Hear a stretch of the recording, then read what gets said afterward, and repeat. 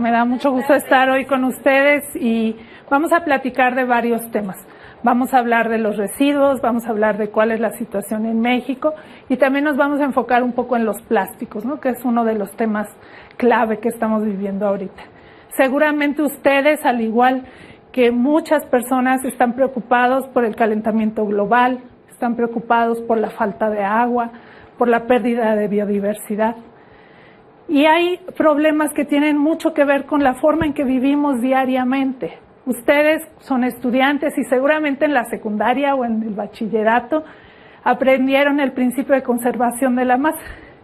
Eso de que la materia ni se crea ni se destruye, solo se transforma. Eso todos lo aprendimos, todos creemos entenderlo, sin embargo no lo aplicamos en nuestra vida cotidiana. El planeta de manera natural funciona en ciclos. En la naturaleza no hay desperdicios. En la naturaleza todos los átomos, todos los elementos están ahí dando vueltas. Piénsenlo. Los átomos que llegaron y que formaron nuestro planeta en el inicio son prácticamente los mismos que tenemos ahora y que se han reciclado durante millones de años. Los átomos que nos componen a cada uno de nosotros antes fueron agua, o fueron una roca, o fueron parte de un dinosaurio. Porque la naturaleza recicla todo el tiempo. La basura es esta mezcla de cosas donde todo está revuelto, que contamina, que huele mal, y que lo que me importa es deshacerme de ella. Que se la lleven a donde yo no la pueda ver y donde no me llegue el mal olor. Los residuos, por otro lado, son esos mismos materiales, pero observados desde una óptica diferente. Observados como materiales que aún pueden ser valiosos y que yo puedo reintegrar a estas prácticas de producción y de consumo. En ese sentido, en nuestro país la legislación nos habla de residuos, tratando de que cambiemos ese chip. En México, cada uno de nosotros generamos en promedio todos los días 1 kilo de residuos. Imagínenselo, de verdad son cantidades alarmantes. Estamos hablando de 120,000 toneladas por día. Esta cantidad es grandísima y si pensamos que eso es cada uno de los 365 días del año, pues la situación se vuelve muy grave.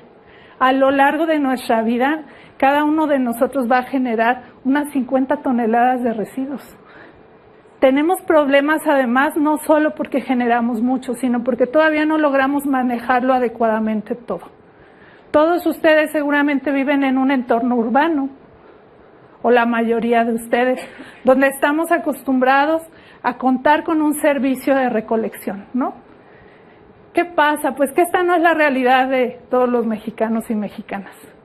Tenemos aproximadamente el 17% de los residuos que se generan en el país, estamos hablando de unas 20,000 toneladas por día, que no se recogen, porque hay 200 municipios donde no hay servicio de recolección. La gente tiene que resolverlo como pueda. Y eso generalmente es quemándolos, enterrándolos o tirándolos en alguna cañada. Y dentro de este gran rompecabezas que son nuestros residuos, hay una pieza que ha tomado relevancia en los últimos años y son los residuos plásticos. Dentro de todos los residuos que generamos en México, entre el 13 y el 15% son plásticos, porque los plásticos son materiales tan versátiles que los vamos a encontrar en todo tipo de aplicaciones. Tienen muchas ventajas, tanto en la producción como en el uso, y por eso es que su uso es tan extendido. Si queremos mejorar la forma en que estamos manejando estos plásticos, lo primero, como con cualquier tipo de material, es pensar en nuestro consumo. Siempre cuando estamos consumiendo, la idea es preguntarnos si realmente eso que estamos consumiendo es necesario, es indispensable, o si puedo prescindir de él. Pero si ya lo tengo, si es un residuo que ya está en mis manos, ¿qué tendría yo que hacer? Cuando ya el residuo yo lo generé, cuando yo ya decidí que eso lo voy a desechar, tengo una responsabilidad como generador. Y es una responsabilidad incluso legal. Está en nuestra legislación ambiental. Seguramente ustedes han oído, o a lo mejor hasta han dicho, que no tiene sentido separar si después lo van a juntar, etcétera. ¿Han visto los camiones de basura que pasan por la calle? ¿Han visto que tienen colgados unos costales gigantes donde van separando cosas? Eso de que ellos lo vuelven a juntar es más bien como un mito urbano, ¿no? Si es algo valioso, ellos no lo juntan. ¿Por qué? Porque eso lo pueden vender y de ahí pueden obtener un ingreso extra. ¿Ustedes creen de verdad que si le dan sus residuos reciclables separados al recolector, él los va a revolver con lo demás? Después de eso, tenemos que generar como sociedad mecanismos que nos permitan dar un destino adecuado a esos residuos separados. En nuestro país ha habido avances muy importantes en las últimas décadas en torno al reciclaje. ¿Qué cosas se reciclan más en México? Los envases rígidos, los envases de PET, los envases de polietileno de alta densidad, los de polipropileno. En el caso, por ejemplo, del PET, pues México tiene cifras muy relevantes en términos de reciclaje, similares a los promedios que se manejan en la Comunidad Europea.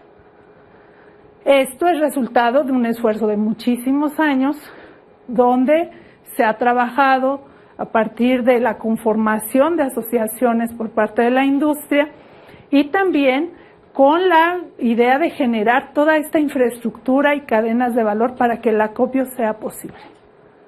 Sin embargo, va a haber otras aplicaciones donde el reciclaje es complicado. ¿Por qué? Porque yo necesito para reciclar tener mucho de los residuos y bien separados. Entonces imagínense si quiero reciclar envolturas de dulces, ¿cuántas tendría que juntar para tener un volumen grande?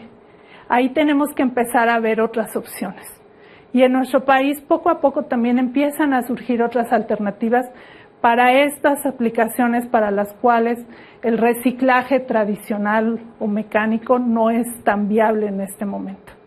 Tenemos procesos de reciclaje químico, donde se transforman químicamente estas moléculas tan grandes que forman los plásticos en moléculas más pequeñitas y se pueden volver a usar como materia prima.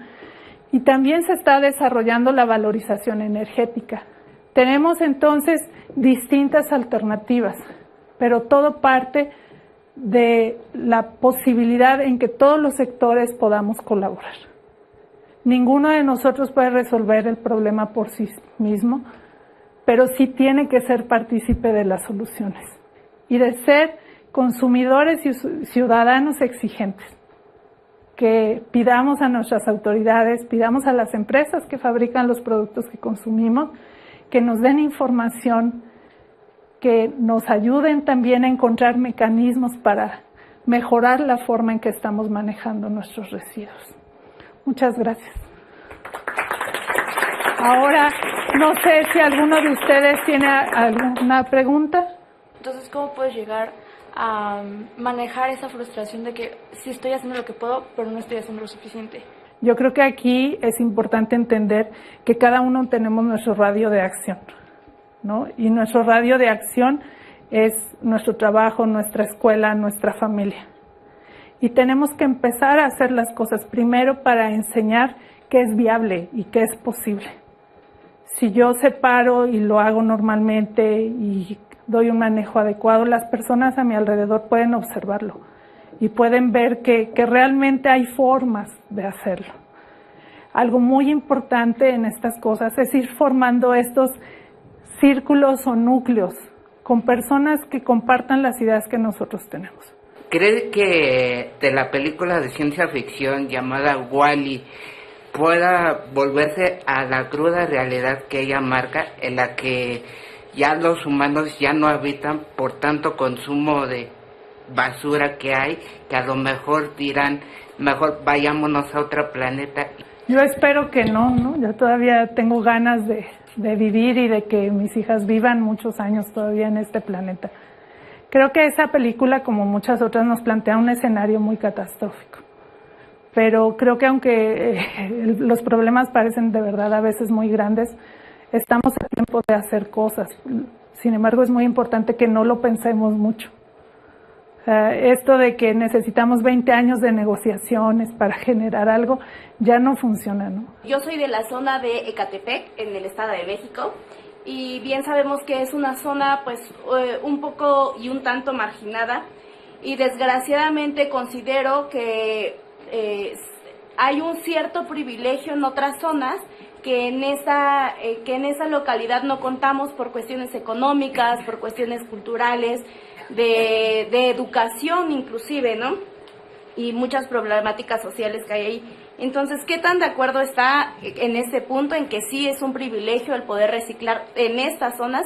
Y cómo yo puedo implementar algo que sea realmente impactante, porque claro, yo desde mi trinchera, desde mi casa, pues hago composteo, separo, pero cómo yo puedo hacer esto de forma que impacte a la comunidad y el entorno en donde yo vivo.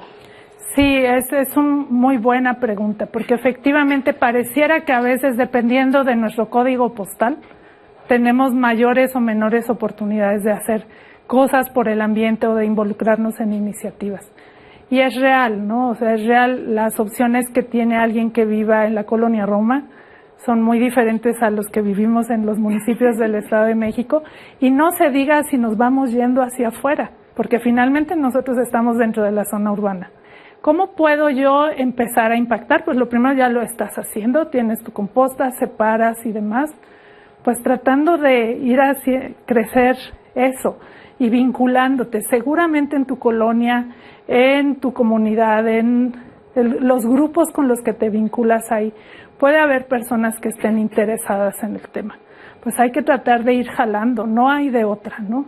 Hay que informarse, hay que ver qué es viable para la gente que vive ahí, dadas las condiciones reales en que viven. Muchas de las soluciones importantes han surgido no de gobiernos, no de industrias, sino de grupos que empiezan con un esfuerzo pequeño y que poco a poco va creciendo. Bueno, muchas gracias.